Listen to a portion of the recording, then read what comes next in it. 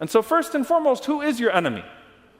And I'll tell you that if you're a sincere Muslim, and I assume that of every brother or sister that walks through the masjid doors, then may Allah subhanahu wa ta'ala reward you for your sincerity. And I ask Allah to guide you and to guide me to the best course of action. You're not my enemy, even if I think very differently from you. Period. A Muslim is a Muslim. You are not my enemy. I do not think of you as an enemy. Nor should we think of each other as enemies because of battle lines that are not the ones that we take from the Quran and the Sunnah being drawn between us. We don't do that in our community.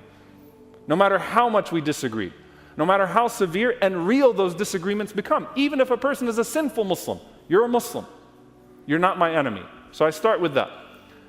Your enemy is not your brother or sister who's trying to figure out what to do with this all. Your enemy is the system of evil that forces you to try to guess who's going to genocide less, who's going to oppress less, who's going to kill less Muslims. That's what your enemy is. Your enemy is that evil. But in that process, anyone who tries to sanitize or downplay the evil of any party or any politician that has the blood of your brothers and sisters on their hands needs to do some soul searching. So there's a difference between trying to calculate in the midst of an evil, a great evil that can be overwhelming, with sincerity, and sanitizing that very evil. Those are two very different things. In whatever calculation you're making, the worst human rights atrocity of our lifetimes playing out on our screens has to be the number one factor of that calculation. It starts with that. We're not the people of Gaza's bad, but so are our groceries. Nor are we the people that insult Palestinians or use the word Palestinian as an insult. Because there is no greater honor right now than standing with the most honored people on earth, and those are the Palestinians that are fighting this cruel beast right now. So we're not those people. And when we make our calculations, we have to make sure that we are operating with sincerity to our cause as an ummah, no matter what that is. And I want us all to recognize that while we're glued to our screens on Tuesday night, seeing a percentage move this way or a percentage move that way, and seeing this political football, I want you to understand that at that very moment, your brothers and sisters in Gaza and Lebanon will be looking to the skies to see if there is a movement of an American bomb, some of them manufactured by General Dynamics here in Dallas, that's going to fall on them in that moment. They're not looking at things the way that you're looking at things. And that's your brother. That's your sister. And that has to be the number one concern that is on your heart and your mind at all times. But what if in that calculation, we get this wrong? What if we don't take the right course of action as a community, even with the right intentions and even with the right mechanics to arrive at the right goal? What if we get this wrong? Not just in regards to our vote, by the way, a vote for anyone or not voting at all. Not just in regards to that, but in regards to anything, in regards to our strategies, sincere strategies through ikhlas, through shura, through deeply contemplating the sunnah together, which is the sunnah, to try to figure things out as a collective community.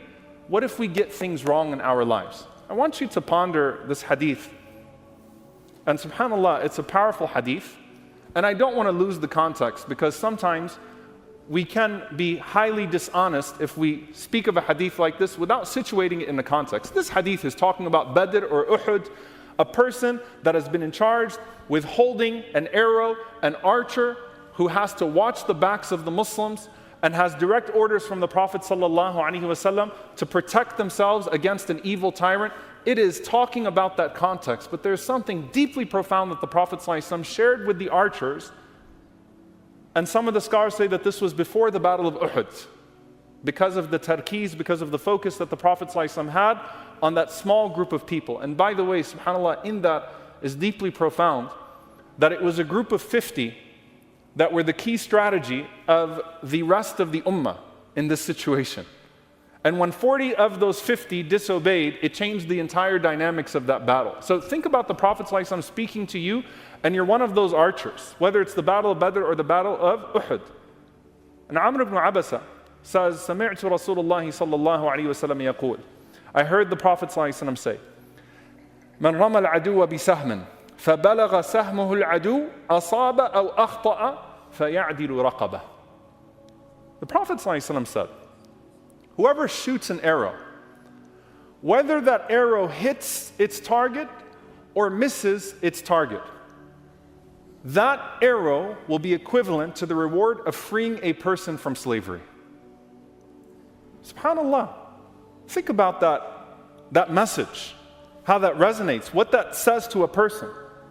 Look, you're in this situation, you're shooting your arrows. And to be clear, because I know how our khutbahs get taken out of context, I'm not suggesting that you shoot an actual arrow or shoot anything else at anybody else. Stick to the spirit of the hadith, please. What the Prophet ﷺ is putting in their minds, you're going to shoot and sometimes you're going to miss. You're going to strategize and sometimes your strategy will fall apart. You're going to make determinations and sometimes those determinations are going to be dead wrong, even if everyone around you says they are absolutely right. It's going to happen. And in this situation, in such a clear and pure situation, Prophet ﷺ is saying, look, whether it misses or not, you've just freed yourself from hellfire. Because the reward of freeing a person from slavery is freeing yourself from hellfire. As the Prophet ﷺ said, limb by limb, if you free a person from slavery, you free yourself from hellfire. So do your part. Not just tawakkul ala Allah. Don't sit there and beat yourself up too much over the missed arrow, over the missed target. It's about the spirit. It's about who you are when you assume that position. It's about you calibrating with sincerity and with clarity. It's about you trying to make sure that you take the right decision. And may Allah subhanahu wa ta'ala guide us to as-sawab, guide us to that which is right in all of our affairs. And with that, I want to leave you with 5 things bi'idhnillahi ta'ala as we go into this Tuesday. Number 1, the definition of our community needs to change to include our global community. To speak of American Muslims as if what they do only affects them or that their interests are to be spoken about in isolation is a flagrant violation of the concept of an ummah that Allah subhanahu wa ta'ala has given to us from the Quran and the Sunnah of the Prophet ﷺ. It's number 1. Number 2, when you're a part of that community, when you're a part of my community, you're a part of my community no matter how much I disagree with you. And so your sanctity as a Muslim, in your honor, in your dignity, is still just as sacred as any other moment in our existence. So I still love you even when I'm mad at you, and I hope that we get to Jannah together. That's the spirit of a community, inside, outside. Number 3, don't ever throw your community under the bus or think that you're better than your community. When Allah subhanahu wa ta'ala says, وَإِذَا لَقُوا الَّذِينَ آمَنُوا قَالُوا إِنَّا مَعَكُمْ, or when they're with the believers, they say that we're with you. وَإِذَا خَلَوْا إِلَىٰ شَيَاطِينِهِمْ, and when they're with their devils, they say, no, we're with you. إِنَّمَا نَحْنُ مُسْتَهْزِئُونَ, we're just making fun of them. We're just, shooing them around. Don't ever speak to anyone outside of this community as if you're not a part of it. It's your community. Don't ever throw your community under the bus. And you know what that means post-election? If a pro-genocide candidate from any party loses an election or loses a race, don't come back and yell at the Muslims. Yell at the candidate that lost their morality and lost the Muslim vote in the process. Don't yell at the community and say the community's fault, the community's fault, the community's fault. Absolutely not.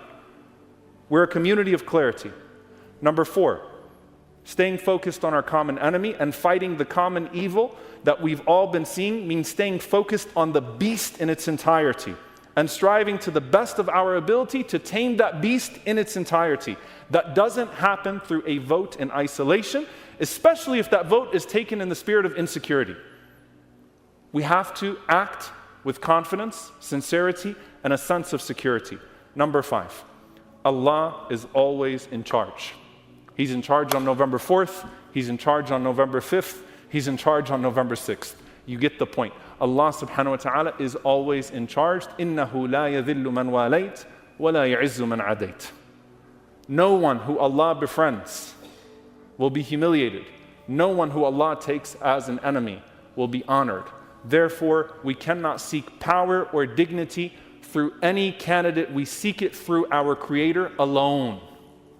And we act with a sense of confidence in that process. Alhamdulillah, whatever Allah throws our way, there's an opportunity for us, individually and as a community, to internalize that and to find our path back to Jannah bi'idhnillahi ta'ala. May Allah guide us to what's right. May Allah subhanahu wa ta'ala guide our intentions. May Allah guide our thinking. May Allah subhanahu wa ta'ala guide our strategies. May Allah subhanahu wa ta'ala guide our deeds. And may Allah subhanahu wa ta'ala allow us as a community to be a pillar of strength for the rest of the ummah, and not to be a pillar of weakness, and not to be a pillar that forgets the rest of the house. May Allah subhanahu wa ta'ala guide us, guide our children, guide our future generations. May Allah subhanahu wa ta'ala guide our neighbors and guide all of those around us to that which is best and that which is most pleasing to Him. Allahumma ameen. أقول قولي هذا واستغفر الله لي ولكم ولسائر المسلمين فاستغفروا إنه هو الغفور الرحيم.